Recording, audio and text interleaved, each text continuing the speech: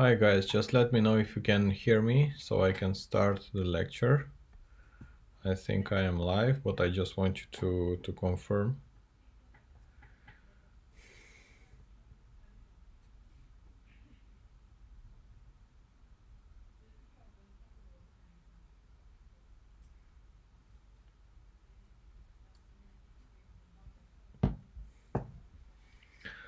Okay, thank you. So today we're going to discuss about two kernel methods, support vector machines and logistic regression. So just a short recap from last week. So we started with the XOR problem, which is a nonlinear classification problem. And this problem requires either a nonlinear model or a kernel method that embeds the data in a higher dimensional space where we can apply linear models. So the first solution based on neural networks is going to be discussed more next time. And this is essentially based on learning a nonlinear boundary instead of a linear boundary, so we can model the XOR problem or other nonlinear problems. And we can also do the same with kernel methods. So as I explained last time, kernel methods are based on two steps. One is to embed the data in a higher dimensional Hilbert space, and the second step is to search for linear relations in this embedding space. So this can be done either by having an embedding function and then applying the scalar product in this embedding space, or we can also do it in a single step by defining a different kernel function than the linear kernel. Okay, so these are the most important slides from the last lecture. So I'm going to do a brief recap on these two slides. So here we have a linear classification problem in the primal form where we have the training examples x1, x2, x4 represented by these 7 features from f1 to f7, and we have some positive and negative labels for each data sample, and we want to learn a linear model that discriminates between these data samples. So once we learn this classifier C that has the form of this sign function of the data x multiplied with this vector of weights plus the bias term, then we can apply this function by replacing x here with different examples. So here we have the test examples y, and these are given as input to this classifier that produces the labels p. Okay, so I'm using these notations x and y to represent training data and test data, and in a dual form we are building this kernel matrix, which is a matrix that contains the similarity between pairs of examples. So in training we have similarities between training examples, and at test time we have the similarities between the test examples y and the training examples x.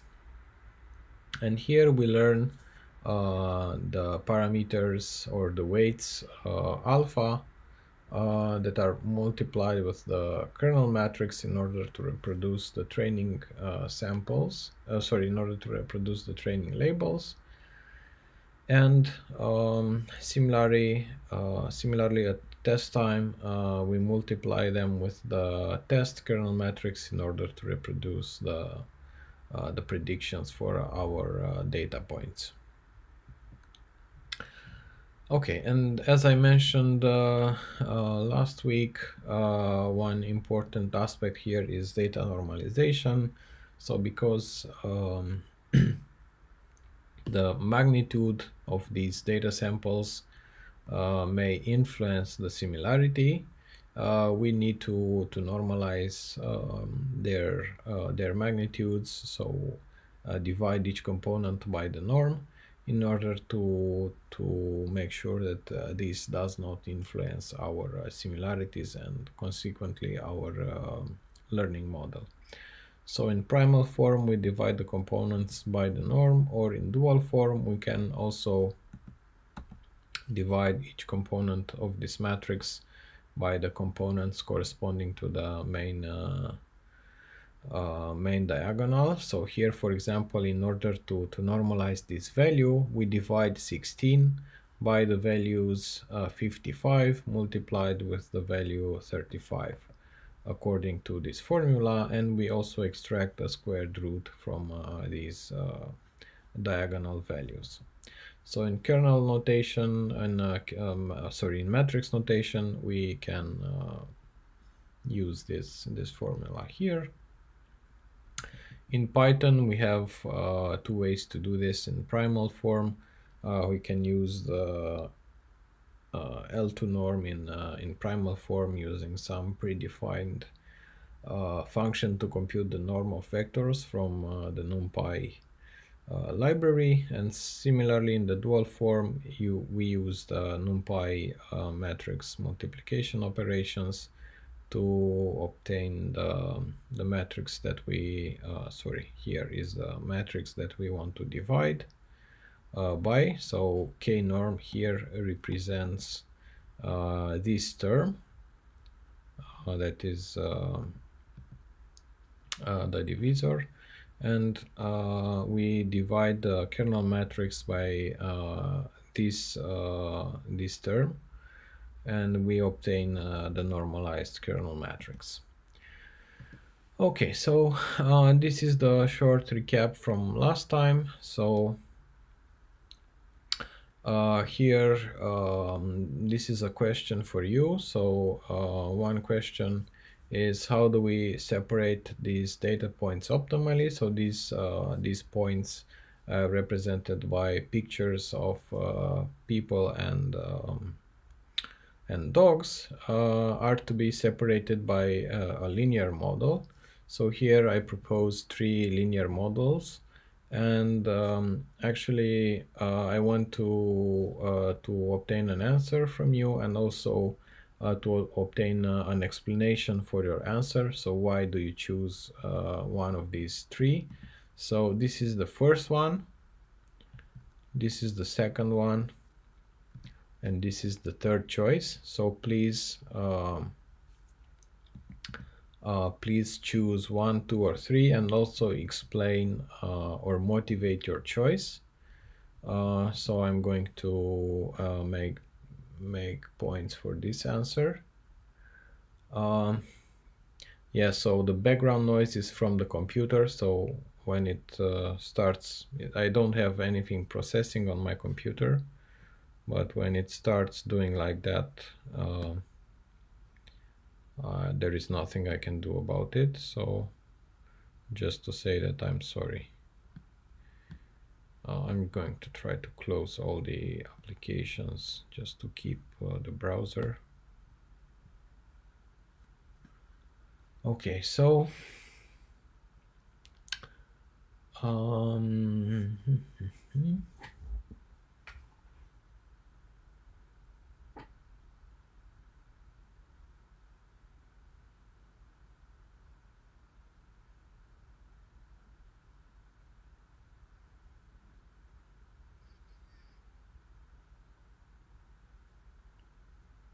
okay, so we have kind of 2 good answers from Lida and Rafael.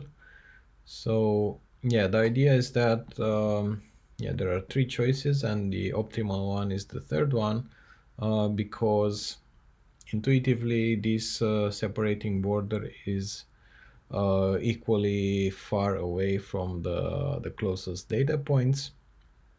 So we call this distance from the line to this point's margin. So, and in the higher dimensional space, the separating border is called a hyperplane. So one way to obtain a good decision here is to obtain to use the maximum margin hyperplane. This is the first machine learning models that we're going to discuss about. They are called support vector machines, and the name of the method comes from these vectors that are closest to, or that actually sit on the margin, and these are called support vectors. So here in this hard margin SVM, the support vectors can sit on the margin, and these are called support vectors.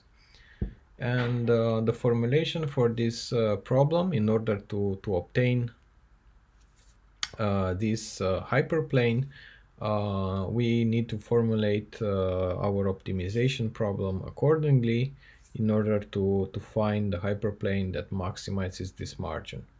So we represent the margin with this parameter gamma. So the margin is just this distance here. So this is gamma. And we can formulate the objective in two ways, and we'll see that these two are equivalent. So we're going to use this equivalent notation, but let's start to the one which is more intuitive first.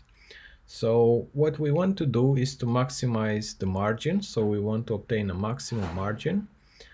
Our parameters are the weights of the model, which are the weights and the bias term W, and also the margin itself is a parameter, so we don't know what is the maximum margin. We will find it during the optimization process. Okay, so these are the parameters of the model. What are the constraints? What we want to achieve is we want to make sure that all the data samples, when are provided as input to our model, are labeled accordingly in the correct class. So recall that from last time, a linear model, so I will go to this figure actually here, has the weights form this norm vector that is perpendicular to the hyperplane, and the points that are on the same side as this norm vector have positive labels and the others have negative labels. So in this case, we have also here the labels y that are +1 and -1. Okay, so the labels are positive +1 and negative -1. So when we take the output of our model, if the label is positive, we also want the output to be positive, but actually when we multiply it with the label +1, if we obtain here a negative label, then here we will obtain a negative output, and this cannot be higher than the margin, since the margin is a positive value. So the margin is positive. So imagine if we have no margin here, and this will be 0, then we have a positive label. We want here to have a positive output. If it is negative, it will be wrong. The same happens for the negative class. So here we have a negative label, and for the output will also be, we want it to be negative. So multiplying -1 with a negative value, we will obtain a positive value out of the result. So minus multiplied with something that is also minus will be positive. So it will be higher than 0. But actually this constraint is a bit harder. We do not want our model just to correctly classify the examples as positive or negative. So if here we will have the value 0, actually all of these three solutions will meet this constraint. So we do not want this to be higher than 0. We want them to be higher than this margin gamma. So we want this answer to be higher than the margin. And additionally, we want to make sure that our weight our weights are not very high. So this is the norm of the weight vector, and we want to keep the weight vector with norm 1. Why is this? Because actually the norm can influence the scores. So instead of actually maximizing the margin, the model could simply increase the weights and produce larger scores here that seem to be just larger than the margin, but actually the margin is small. So we want to maximize the margin while keeping the weights constant, the norm of the weights constant. So let me explain this further. So we have this separating hyperplane. We have this margin here. So actually there is an infinity of hyperplanes that have the same solution. And we can just increase here when we increase the weights. So we increase the norm of this vector. We obtain, so the model is identical, only that the scores for this example will be higher if the magnitude of the norm vector is higher. So as we increase the magnitude of this vector, and this can be increased to infinity, we can have larger scores for these data samples. So instead of increasing the actual margin here, we're just increasing the weights, and this is actually overfitting to the training data, and we're actually fooling the objective into thinking that it is increasing the margin. So what we want to do is to make sure that the weight vector has a fixed norm, and then when we optimize and we want to maximize this margin, then we'll actually have to find a good margin as the output. Okay, so this is why we need to make sure that the norm of the weight vector is 1. So now, as I explained this relation between the weights and the maximum margin, actually we can replace, we can formulate the same problem using the norm of the vector. So instead of imposing the norm to be constant, here we want to optimize the norm. So we want to obtain some weights with the lowest norm, such that this equation is higher than 1. So here actually the margin is constant, so the margin is equal to 1. So it is replaced directly in this equation. The margin is equal to 1. And we want to make sure that for all our data points, we are able to score them higher than the margin, but we want to do this with a set of weights that has the lowest possible norm. So these two are equivalent, so because these are proportional, so as I explained before, we can try to fix the margin to 1, and then we try to obtain the hyperplane with the lowest norm that has the highest margin. So these two are equivalent, and since this has less constraints and less parameters, so here we have only the parameters W and B. The margin is fixed to 1, and we want to optimize these weights such that they satisfy these constraints. So here we have only one constraint, here we have two constraints, and here we have one less parameter. So in practice, we prefer to use this formulation for the hard margin SVM. Okay, so yeah, going on. So a way to find the extremum of function with these subject constraints is to apply Lagrange multipliers, and these Lagrange multipliers are are actually the dual weights. So now we're discussing about the dual SVM. So we start with the minimization problem with respect to the norm of the weight vector W subject to this equation. So this is actually the same equation as here, only that one is added to the other side. So actually if we subtract one from here, we add it on the other side. So we have this component -1 is greater or equal to 0. So this is what we have just here. So this is our minimization problem, and the corresponding loss function for this minimization problem can be written like this. So we introduce this constraint into the minimization problem. So we want to find the vector of weights with the minimum norm that optimizes this loss function.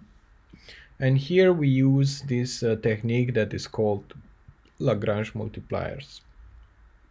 So for each example I, we add a Lagrange multiplier alpha I, and these Lagrange multipliers have to be higher or equal to 0. Okay, so we introduce this constraint into the loss function using this technique called Lagrange multipliers. So here we have the constraint. This is possible since we have this constraint higher or equal to 0. We just introduce Lagrange multipliers that are higher or equal to 0. And now we can solve this loss function. So this is a convex optimization problem, and as I explained in the last week on ridge regression, if we want to find the minimum of this problem, we can compute the gradients. So we know actually that the gradients with respect to the gradients of the loss function with respect to the weights should be equal to 0. So here we have these solutions.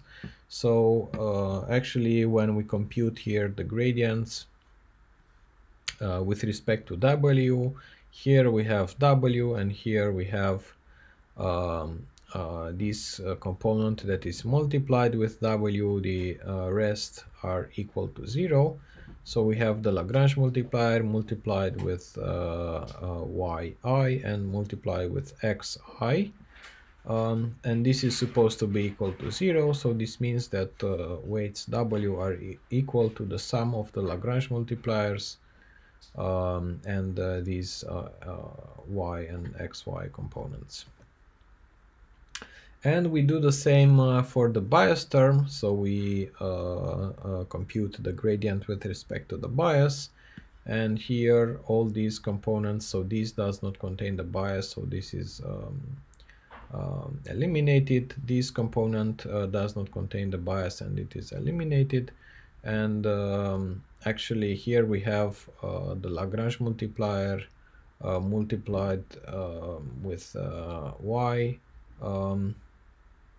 that is remaining here, and it results that the sum of the Lagrange multipliers with the targets should be equal to 0. Okay, so from these two equations, so we have the equation W equal to this sum, and this sum is equal to 0. And the loss function, we can rewrite the loss function by replacing W and using only the Lagrange multipliers, the target labels, and the input examples. So here we replace W with these components, and we get this part, and we also know that this part is W is equal to this sum. So we get this corresponding loss function, and now the optimization depends only on the scalar product of the training examples. So this is how we transform the SVM from the primal form to the dual form, and we write the loss function only with respect to the similarity between training samples without W. And actually here the Lagrange multipliers are equivalent to the dual weights. And now our decision in the primal form, so it was x is positive if we multiply it with the weights plus the bias, results in a positive score. Now in the dual form we can label the example x by multiplying the Lagrange multipliers with the target labels, corresponding target labels, with the scalar product between each example and x, and adding the bias term. So this is the decision rule in the dual form. So actually, sorry, I said that the Lagrange multipliers are the dual weights. So actually the dual weights are the Lagrange multipliers multiplied also with the labels. So the Lagrange multipliers do not contain sign, they are all positive, so the sign is given by the label. So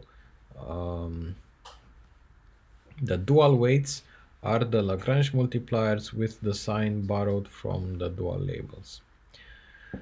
Okay, so now the decision depends on the scalar product. So this is the dual SVM. And for the bias term, we can compute it from a positively labeled vector by solving this equation. We can also obtain the bias term. Okay, so now we have the decision rule in the dual form. So this is the decision. X is positive if this equation is higher than 0. And the optimization problem is we want to minimize the sum of the Lagrange multipliers minus the sum of these scalar products multiplied with the corresponding weights, such that these Lagrange multipliers are positive, and this is multiplying the Lagrange multiplier with the corresponding label gives us the dual weights. Okay, so we have these alternative forms of the hard margin SVM. So this is what we started with, and this is the dual form equation. Okay, so in the primal form we have as many parameters as features, so we have the weights are assigned to feature, and here we have the Lagrange multipliers which are assigned to examples. So it is more efficient to optimize the primal only if the number of examples is higher than the number of features. Otherwise it is more efficient to optimize the dual SVM. Okay, so far we discussed about the ideal case where we have a linear separating problem. So we have a hyperplane that can perfectly separate the data samples, but in practice there are extreme cases where applying the hard margin SVM is not that useful. So for example, if we have noise in our data, so assuming that we have these points with wrong labels, the hard margin SVM will produce a hyperplane that looks something like this. And actually this is not the results that we want. So in practice we would want to ignore these data points and to obtain a separating hyperplane that looks or that goes somewhere in this location. Okay, so still in this situation we are able to obtain a solution, and actually in this case the problem is not linearly separable, so we cannot separate the red points on one side and the blue points on the other side. So the hard margin SVM will fail to find a good solution for this problem. Okay, so what would be a more reasonable solution here? Do you have any suggestion? As I explained before, so the idea would be to have a line that goes through to this location here. So ideally we would want to ignore these data points and to have a solution that passes through this location of the feature space. So this means that we want to allow some of the training samples to be misclassified with a certain cost. So this cost is actually measured by this slack variables that are called that are denoted by epsilon. So for each example xi has a slack variable associated to it, and the slack variable has to be higher or equal to 0. And what we do with the slack variable, so instead of enforcing the model to produce a label, a correct label that is higher than the margin, we allow this label or this result to be lower than the margin, and it is lower according to this slack variable epsilon I. Okay, so if this sum is higher than 0, then the example will be so for this example we have this equation is valid. For this example it is not, and here we actually allow this example to be misclassified, or actually to be inside the margin. Okay. Okay, so here when we do the optimization, we still want to minimize. So this is the primal form of the soft margin SVM. So here we have the weight vector W that we want to minimize with respect to this equation. So here once again recall that the margin is fixed and is equal to 1. So this is the margin, and here when we do the optimization we use this notation. So we add the slack variables here, and these should be optimized considering this notation. So it's a trade-off between maximizing the margin and also allowing some training mistakes here. And we introduced here the slack variables in the minimization problem, and actually this is the sum of the slack variables, and recall that the slack variables are all positive. So this means that when we do the optimization, we want so ideally if all these are equal to 0, then there are no data points inside the margin, but still this can be positive. But if we want to approach a harder margin, we can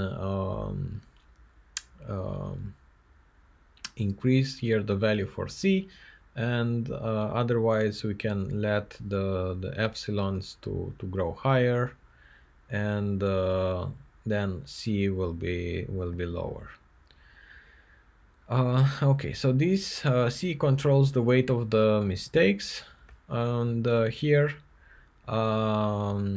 just to show the equivalent notation. So yeah, I just realized now that here I have a small mistakes in the slide.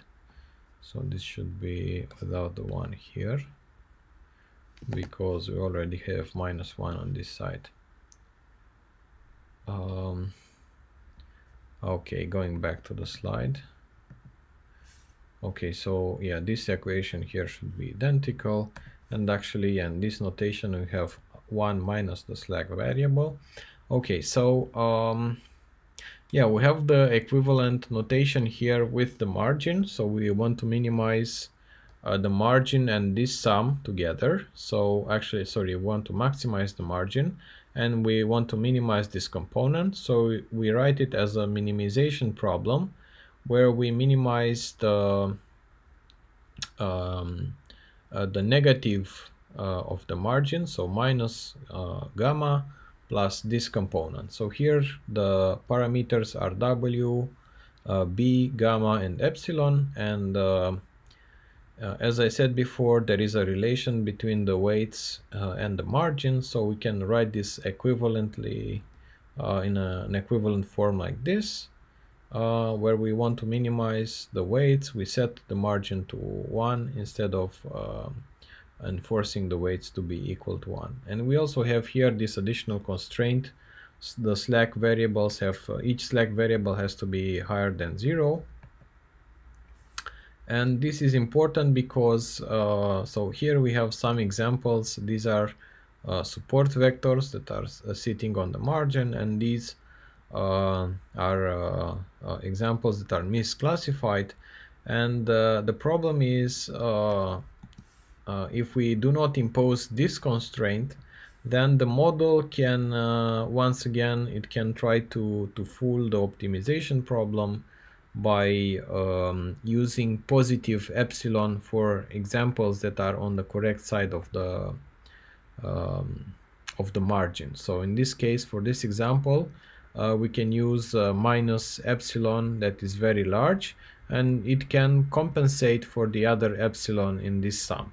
So in order to avoid this situation and to make sure that the model does not try to compensate some slack variables, some large slack variables with some negative ones, we impose this constraint that the slack variables have to be higher than 0. So then for examples that are correctly classified, all the slack variables will be equal to 0, and we will have some slack variables that will be inside the margin, and that's okay. The model cannot compensate the mistakes with the correct answers.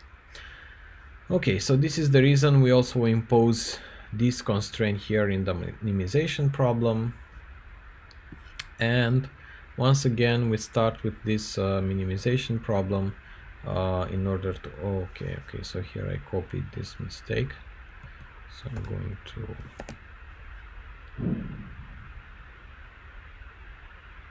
remove it from here. Okay, so here epsilon, actually we can extract epsilon from all these equations. So we know that epsilon is higher than 0. So epsilon cannot be negative. So it should be something of the form maximum of 0 and something else. And here actually if we compute epsilon from this equation, epsilon should be equal to, so we take the minus here and we add it to the other side. So it means that epsilon is equal to 1. So here minus with minus is plus, and here we have 1 minus y and this component in parentheses here. So we can say from these equations that epsilon I should be equal to the maximum of 0 or this component here. And then we can rewrite the optimization problem by replacing epsilon I in the minimization problem. So Now we eliminate this slack variable from the minimization problem, and we have here the minimum of the norm of the weights plus C, the regularization term, and the sum of these components for every vector xi. Okay, so this minimization problem is called hinge loss, and the corresponding loss actually is defined as the maximum of this part, and this is actually the loss used in the soft margin SVM. And the hinge loss looks something like this. So I want you to remember this equation. We are going to discuss more about it in the final part of the lecture. So the idea with hinge loss is that if an example is correctly classified, then the loss is equal to 0. If the loss is within the margin, even if it is correctly classified, then it has a positive loss, and actually the loss is a linear function. As you go farther away from the correctly classified area, then you get a higher and higher loss. So this is a visual representation of the hinge loss. So the loss grows higher as your label is farther away from the correct class, and the loss is equal to 0 once the label is classified on the correct side of the margin. Okay, so in order to go to so now the hinge loss also has the regularization. So the minimization problem is equal to C, the sum of the hinge loss for all the all the training example xi plus the norm of the vector of weights. So the soft margin SVM is actually minimizing the hinge loss with regularization. So this is the hinge loss, and this is the regularization of the SVM. Okay, so here in SVM we can see that the regularization plays a very important role because it influences the margin. So okay, so we introduced these notations. So here I see that the mistake is already corrected. No, it is not. Okay, so okay, just correcting the minimization problem. Going back to the current slide. Okay, so we have this soft margin SVM in the primal form. So this is a recap slide, and in the primal form the decision is made like this, and the optimization problem for the soft margin SVM is this problem that can also be rewritten like this. So instead of adding this constraint here, we can replace epsilon I inside the minimization problem, and then we do not need to add other constraints. Okay, so this is a nice way to write this minimization problem without constraints, using the hinge loss and the regularization term. We can eliminate the constraints. And now in the dual form, the decision is actually similar. So here we have the decision that is given by this equation as for the hard margin SVM, and actually the minimization problem, there is only a slight change to the minimization problem. So in order to go from soft margin to hard margin, we just need to add an additional constraint for the Lagrange multipliers. So before we had the constraint that the Lagrange multipliers have to be higher or equal to 0. Now in the dual form for the soft margin, we also have an upper bound for the Lagrange multipliers, which is actually the parameter that controls the regularization. So this is similar to imposing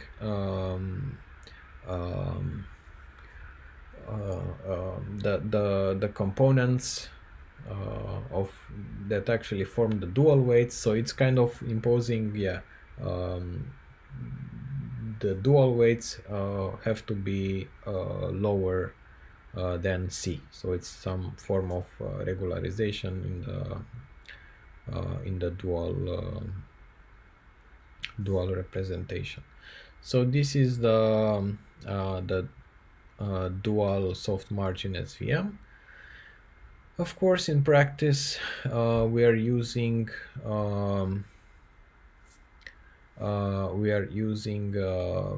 libraries in Python, so you can find the SVM implementation as I explained it as the support vector classification. So you can apply SVM from from scikit-learn by importing the SVM package and then calling the support vector classification or SVC function.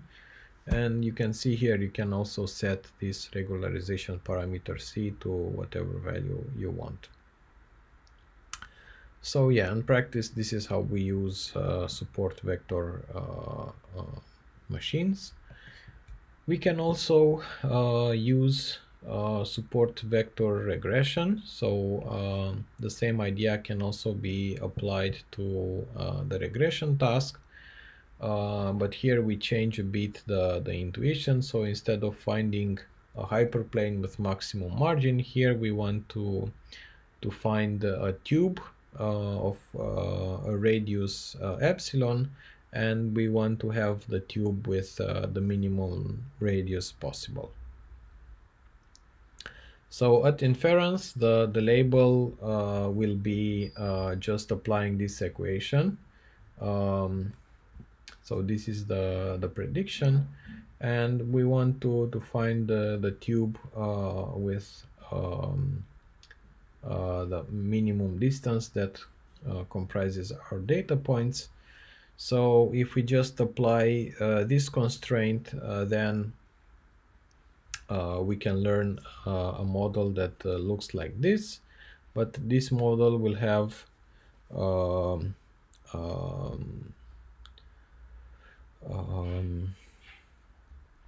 will not be optimal. Okay, so it will not have a small w. So instead of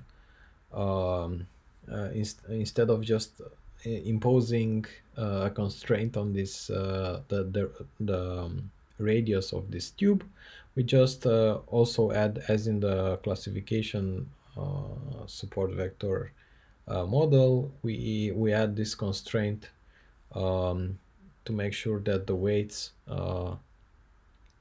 are minimal.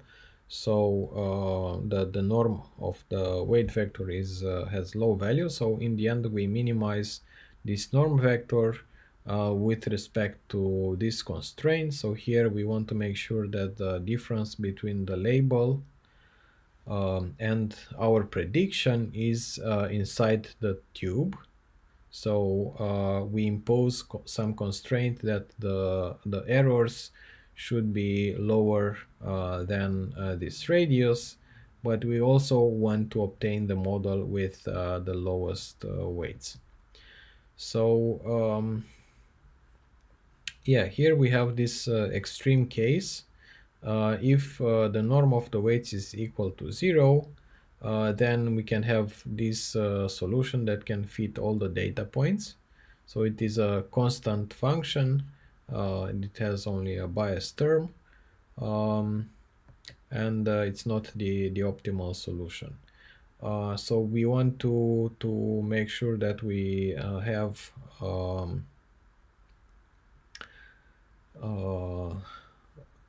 when we have we want to adjust both the radius and also the W.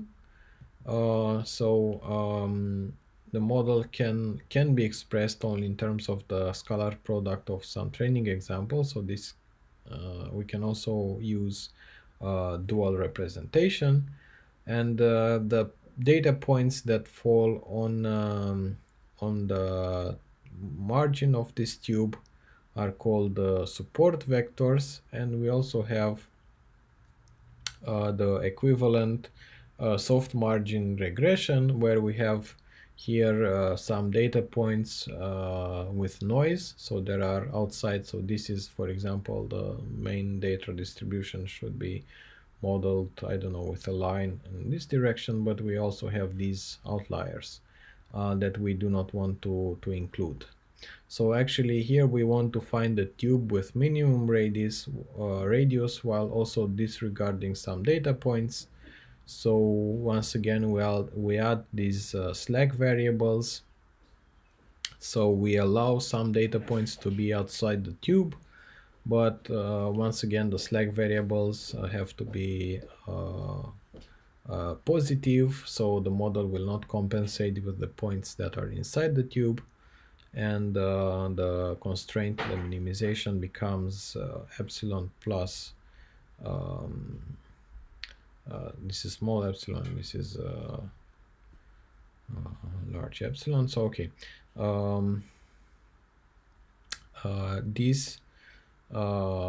then we define this epsilon insensitive loss, that is the equivalent of the hinge loss for regression. And then we can rewrite the optimization function as this loss here plus the regularization on W, and this is actually equivalent to support vector classification, the optimization that we defined before. So only this component is slightly different here. So this one is representing the regression task. So we want to minimize the difference between the label and the output should be less than this epsilon. Okay, so I think this is the last slide with support vector regression. So so far the SVM and the SVR support vector regression model actually I'm referring just to the support vector machines. The classification model is used only for binary classification problem. So we can apply different schemes to apply it for multi-class problems. So there are two commonly used schemes, one versus one and one versus rest. So in the one versus one scheme, we have here three classes of objects. So we have person, cars, and dogs, and we have one classifier to discriminate between each pair of classes. So we have cars versus dogs. We have with the red classifier, we have people and car with the green classifier, and people and dogs with the blue classifier. So then we have these classifiers that can be put together to vote for the correct class, and we can also consider the weighted vote, taking the distance from the classifier to the test example. So this is the one versus one scheme.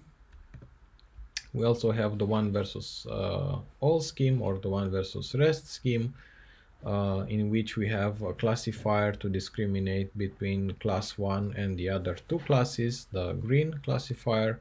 We have the red classifier that discriminates between dogs and the other two classes, and also the blue classifier that discriminates between cars and the other two classes, people and dogs.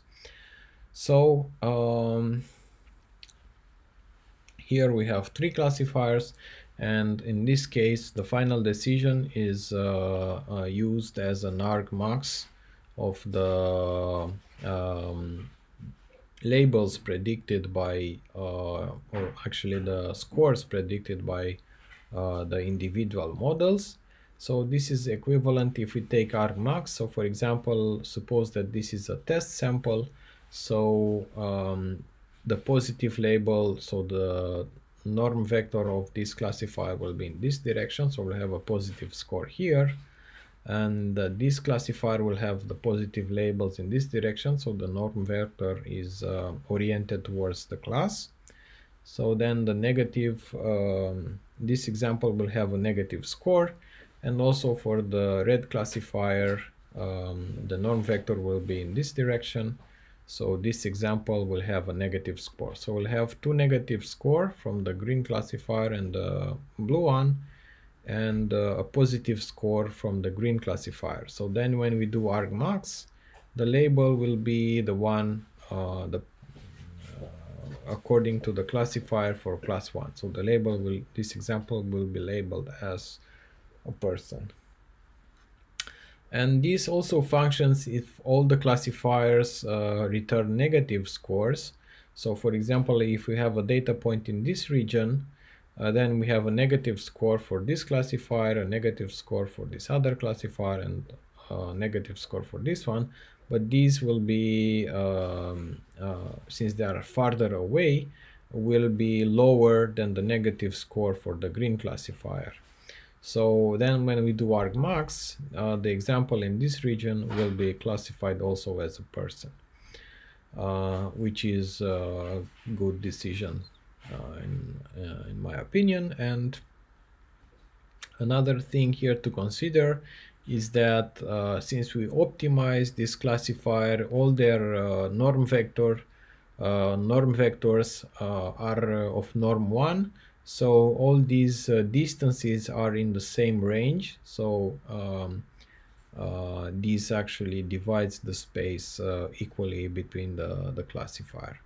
And the same happens also to this region. So this part goes to the car class, and this other part goes to the person class. Okay, so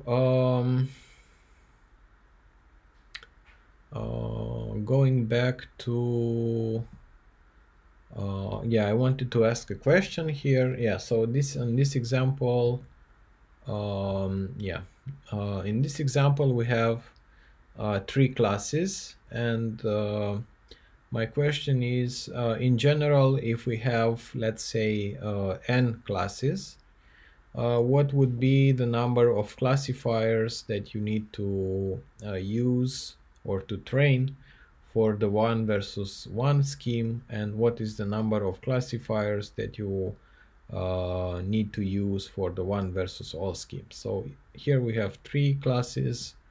What happens if we have n classes? So in the general case, what is the number of classifiers for each of the 2 schemes? Okay, waiting to see some answers. So we have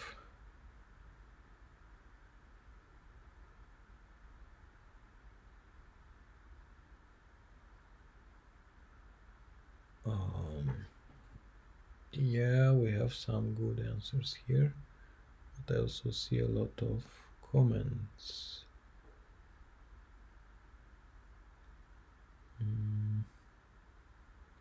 I'm trying to find to see if there are any questions that I missed.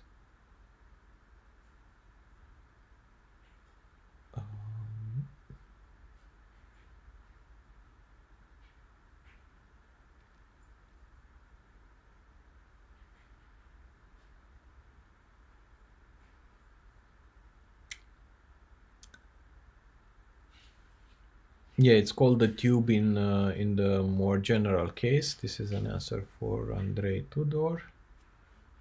So the plot is in 2D, but in general we want to do in n-dimensional space. Okay, so I think the first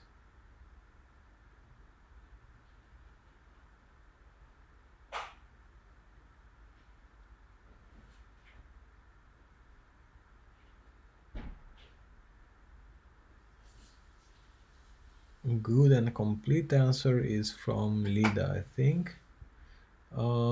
Yeah, so the number of classifiers for 1 versus 1 is n times n minus 1 divided by 2, and for 1 versus all is n classifiers. Okay, so yeah, we have the answers. And okay, so another solution to our question, how do we solve many class problems? We can also use classification methods that handle multi-class problems directly. So I'm going to present a kernel method that can do this. Actually, it is the linear discriminant analysis or Fisher discriminant analysis that can also be optimized in dual form or in kernel form. From the previous lectures, we also discussed about KNN and random forest and naive Bayes. So these are also examples that address multi-class problems directly. And the same applies to neural networks, which we're going to discuss in the next lectures. Yeah, so next we're going to discuss in a few slides about linear discriminant analysis. So in this approach, each class is approximated with a multinomial Gaussian distribution. So the optimization algorithm is based on finding the hyperplane that projects the data points such that the distance among classes is maximized. So we have these Gaussian distributions approximating the classes, and we want so each Gaussian distribution has a mean. Okay, and when we do the optimization, we want to make sure that, or actually the optimization is done in such a way that we search for a hyperplane that is orthogonal to the discrimination hyperplane. So it's a hyperplane, let's say, that projects the data points. And on this projection, we want the mean of the classes to be maximized. So we want the points in the different classes to be as farther away from each other, and in the same time we also want to minimize the variance inside each class. So we also want the points from different classes to be farther away, and points from the same class to be as clustered together as possible. So this is a visual representation. So we are looking for a hyperplane. So in this case, the hyperplane is this one, in which when we project the data points on this hyperplane, so here we have the data points from two classes, and we have their means denoted by mu1 and mu2, and their standard deviations S1 and S2. So we want to project them on some hyperplane such that their variation is as small as possible. So the variation is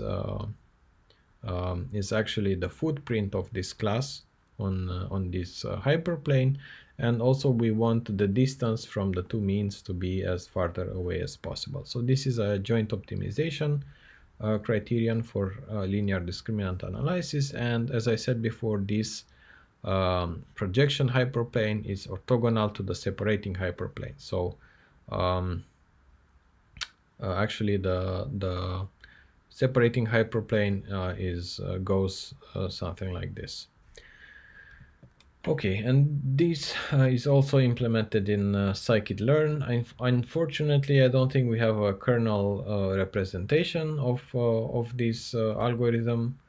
And unfortunately, I don't think we have a kernel of this algorithm in scikit-learn, but at least in theory, it also has a kernel implementation. Okay, so yeah, we're going to discuss next about SVM and another classifier that is called logistic regression, and this is also motivated a bit by the variation of intraclass data and interclass similarity of examples. So yeah, if we do not model the variation, the intraclass variation accurately, then our model may not be sufficiently optimized. So yeah, this is just an illustration of a class cat, where we have a large intraclass variation. So we have illumination changes, deformations, occlusions, confusion, and so on. So actually, there are a lot of variations that can occur with kittens. They can stay in different positions. They can be occluded by objects that can appear in a dark lightning or a room with a lot of light, and the fur can have different colors.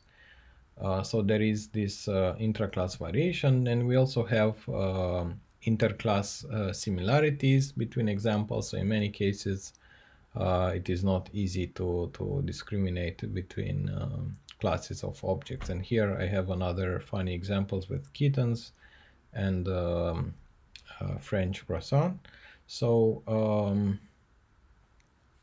in the end, doing this linear optimization with SVM might not be sufficient when we optimize the model. So we want to enforce the model to learn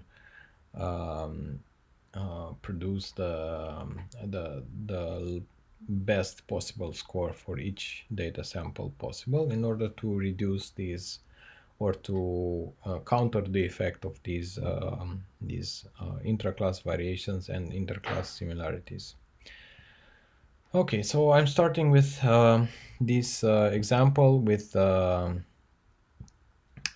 actually, yeah, this is the general formulation of a linear classification model for the multi-class problem using the one versus rest scheme. So in the rest of the slides, we will use the one versus rest scheme.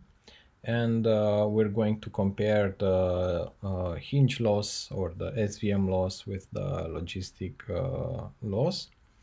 And we will use these notations. So the weight vector W will contain the weights of all the classifiers in our one versus rest scheme. So this is denoted by W. We also have the vector of biases B and an input data sample XY with some features extracted from the input image. Then we multiply this feature vector with the weights for each classification model. We add the corresponding bias terms, and we obtain some scores, as I explained before in the slide. And then we take the maximum score and predict the corresponding class. So in this case, the cat will be labeled as a dog because we have the maximum score here. So if we want to optimize the model, we need to adjust the weights and the bias terms such that this score for the class cat will be maximum. Okay, so there are actually a lot of supporters of support vector machine. I'm talking about actual scientists, and yeah, not these funny people that try to go to different protests and use these panels that they support vector machines. So this is more intended as a joke, but actually in the community there are a lot of people that argue in favor of using support vector machines, and in many cases they are actually very good. They produce very good results. Yeah, the supporters of SVM actually are based on the idea that we do not need to optimize any further. So we just want to solve a simple problem. So once the data points are classified, we do not need to go any further to optimize the model. But we will see that in some cases this is not sufficient. Okay, so here we have some examples with three data samples, three images, a cat, a car, and a frog, and we have the corresponding classes cat, car, and frog. And suppose that we have a model with some weights that produces these scores. And now we look at the multiclass SVM loss. So now we consider the hinge loss, but not from the binary case, for the multiclass case. So in the multiclass case, the hinge loss is the sum of these losses with respect to each label. So here we have the predicted label J, and here we have the label for the correct class. So sorry. So I think this is the other way around. So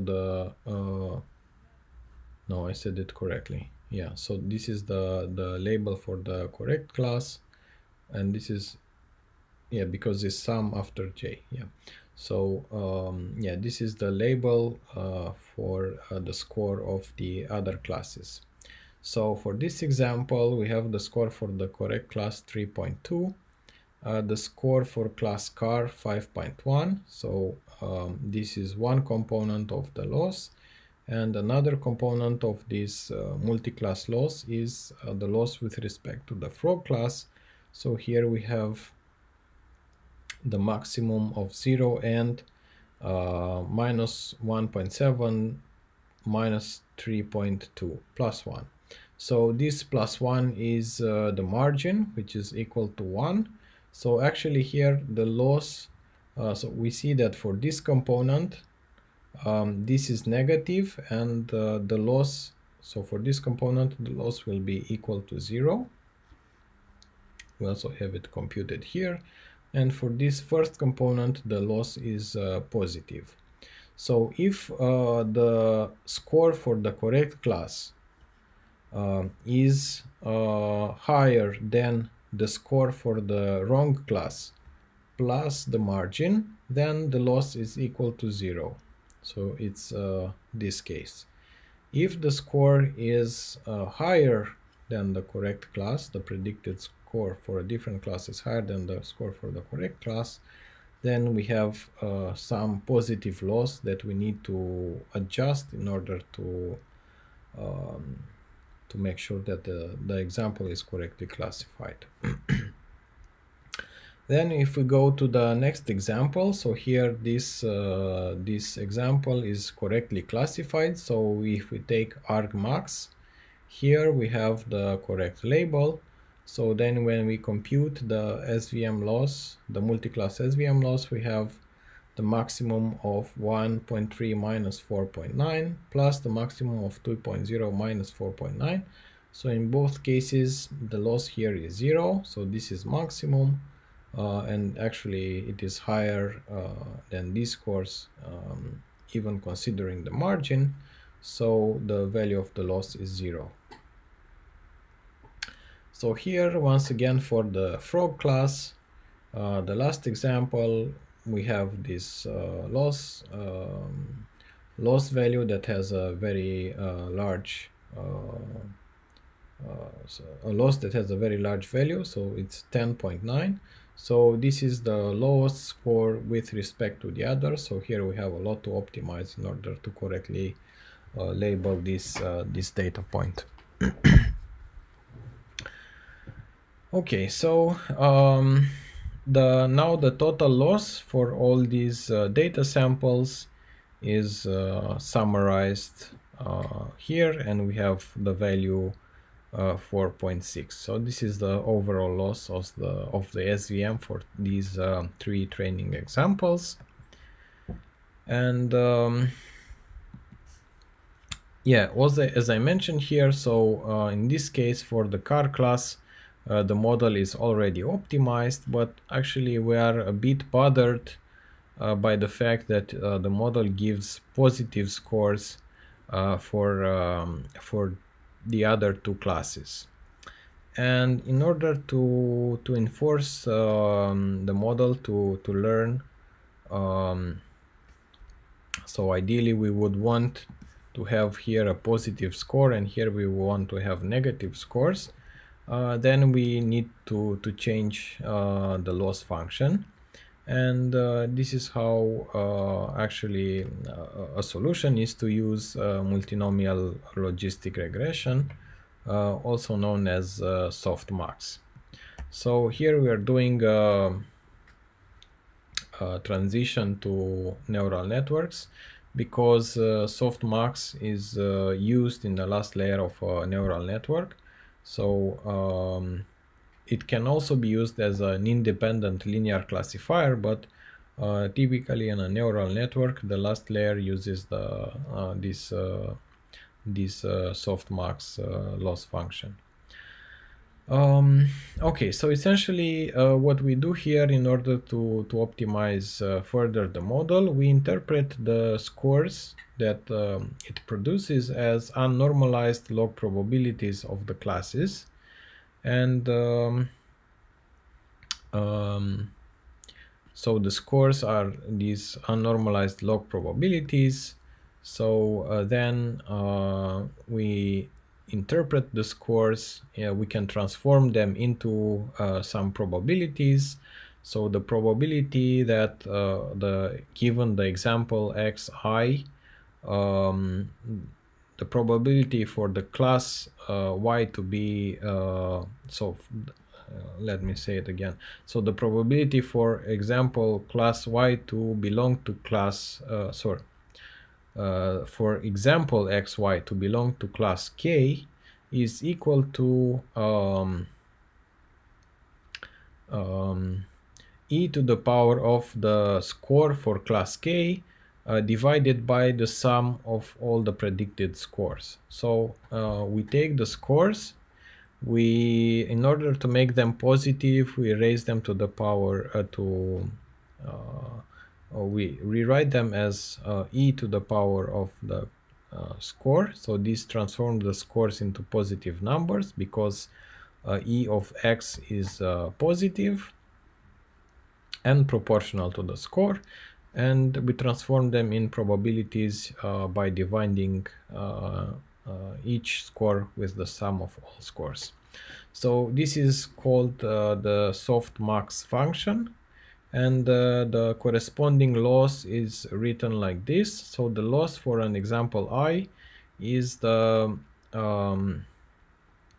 minus log probability of the example xi to belong to class yi. Okay, so what we do is we want to maximize the log likelihood. So this is the log likelihood. So in order to maximize the log likelihood, we minimize the negative of the log likelihood. Okay, so as we said here, in order to transform these scores into probabilities, we apply softmax. So in the end, the loss function becomes minus log of this value. Okay, so how do we compute the loss for this data sample? So once again, we start with the scores that are interpreted as unnormalized log probabilities. We apply the exponential function. So we transform all values into positive values. So these will be all higher than 0. We divide each value by the sum of all the components in this vector. So then we do this normalization step, and then all the components will add up to 1. So these can be interpreted as probabilities. So now we can say that the probability of this example to belong to class car is 87%, and the probability to belong to class cat is 13%, and for class frog is I don't know, 0%.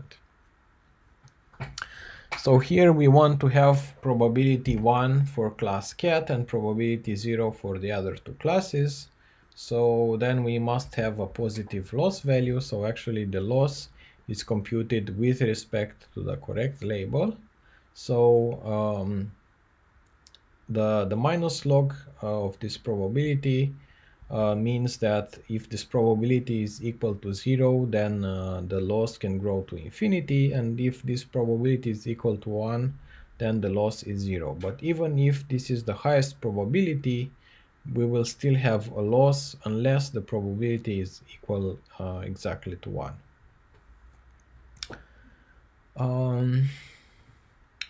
Okay, so one question for you is what are the minimum and maximum possible values for the loss? Yeah, so knowing the graph of the log, you can guess these values. So the minimum value and the maximum value of this loss. Waiting to see some answers. So we have the answer 0, infinity. Okay. So it is right, just as I explained before. We also see the graph in a few slides. Okay, so far we discussed about this one versus rest classification model, and about the optimization using hinge loss and using this softmax, or also known as the cross entropy loss, which implies the log normalization of these scores. Okay, so there is the softmax loss function and the SVM loss function that looks like this. And now we have these examples. So assuming that we have 3 set of scores for an example, so the correct class is always the first one. So the score for the correct class is 10. And here we have these scores for the other two classes, these scores for the other two classes, and in this case, these other scores. So now we actually, these are produced from the same input data sample xi with some perturbations that change the scores like this. So this can also, for example, the perturbations could be induced by intra-class variation. And the question is what happens to the two loss values. So in the first case, what do you think happens with the loss, and what do you think happens with the loss of the SVM in this other case? Okay, so I think here for the SVM you can actually say what is the actual loss value, and here you can I don't know, propose a trend.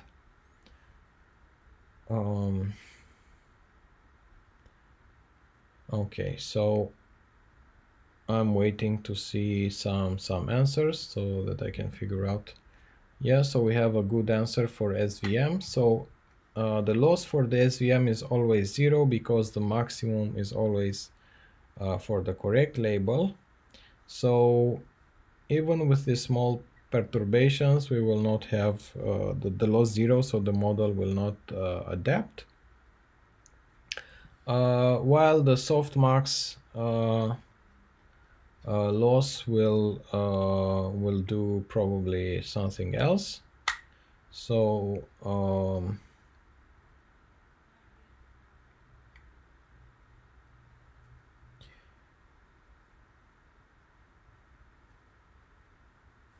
Okay, yeah, so here we have a very, very small loss.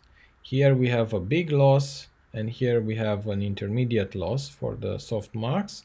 So depending on the perturbations, the softmax will try to adjust the probability accordingly to the model. So it will, in this case, for example, it will have a large perturbation that can influence the model, and actually it will try to enforce the learning to also correctly label this example. So it will learn to cope with intra-class variation. So yeah, this is related with the first slides that I used to start this discussion. And here we also see, so I asked you before about the values of the loss function. So here I'm giving you the example for the binary close entropy. So this is a particular case for the binary classification problem where we have ground truth labels 0 and 1. So these are class probabilities. These are our labels, and then the probability can be written like this. So the target for a positive example, then we have this loss function. So if we have a positive target, then this component will be equal to 0, because we have here 1 minus 1 equal to 0, so this will not matter.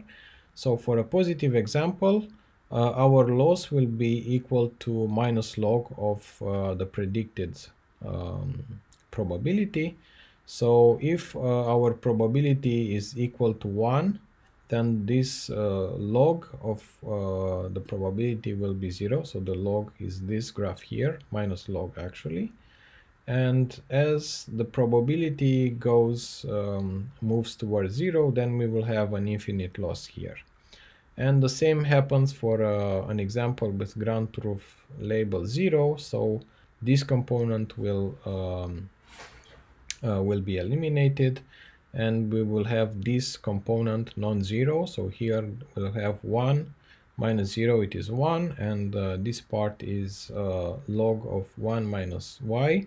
So the function looks like this, and it's the reverse situation. So here we want to have probability equal to 0, and as the function grows, as the probability grows to 1, when it should be 0, then the loss is infinite.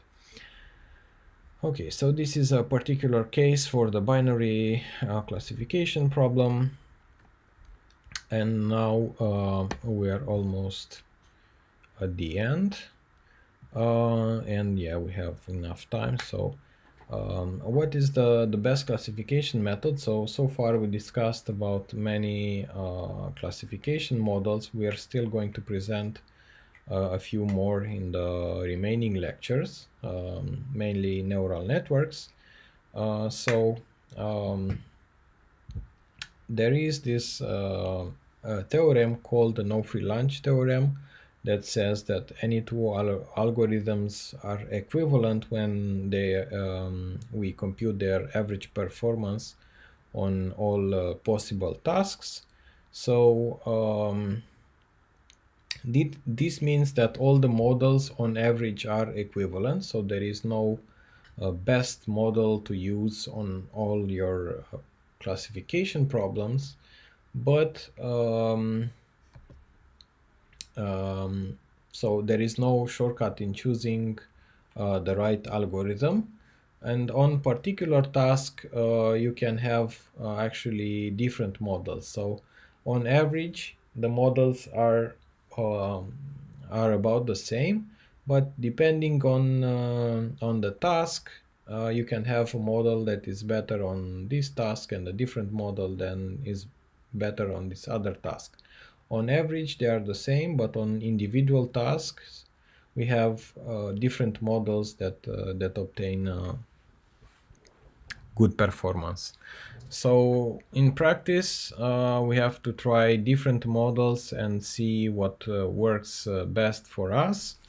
So there is, of course, some intuition and experience that we can use. So if we have previous experience with some machine learning problems, and we try different models and we see what works, we will also figure out when we have similar problems, we will have an idea of what could work in that situation. And we also have some generic guidelines, like when we have, I don't know, when we have a lot of data points, perhaps nearest neighbor models are too slow, and also kernel methods. When we have a lot of features, we can use kernel methods to in the dual form to obtain more an optimal classifier. Then there is also about the things about the problem, if it is a linear classification problem or non-linear problem, and many things to take into account that depend on particular problems when we make our choices. But we shouldn't choose a single model for a task. We should choose at least several models and see what works best. So we test the models, we evaluate them, and following the guidelines presented here, you can figure out which is the best model to use for a particular problem. Yeah, so in summary, I cannot say that this classifier is better than the other one. In general, it really depends on every task, so there is no generic solution for this. Okay, so there is also some references that I forgot to point out for kernel methods last time. So we have a book that is published with Springer that you can use. So I know this book is freely accessible from our university. The PDF is accessible online. But of course, in this period, if you cannot go to the university and download it, then I can provide you the PDF if you request. And also I can recommend these other books from the literature. Kernel Methods for Pattern Analysis is a very good book in this direction if you're interested more about kernel methods. Okay, so this was the last slide. Are there any questions? Let me know. I can answer. We still have maybe a few more minutes until the break, so just let me know if there are any questions. It seems that the delay is not so big.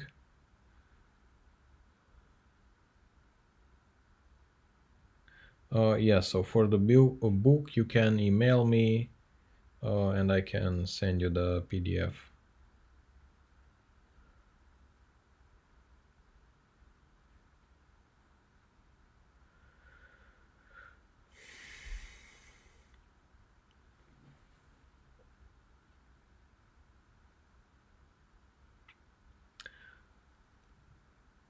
Yeah, so about the projects I also mentioned last week, I'm not going to announce them until 17. I'm still very busy until then. So next week, by the end of the next week, I think I will have the projects ready for you.